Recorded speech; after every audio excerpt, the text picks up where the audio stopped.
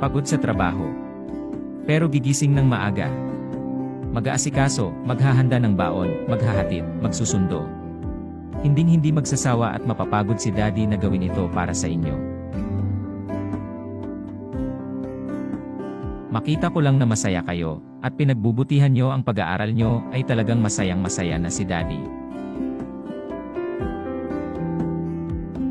Alam kong darating ang araw na kaya nyo nang gawin ang lahat ng ito para sa sarili nyo.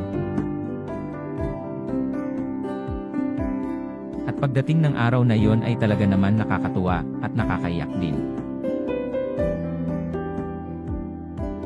Mamimiss ko ang paghatid sa inyo at matatamis nyong ngiti sa tuwing makikita nyo na si Daddy sa labas ng gate pagsundo sa inyo.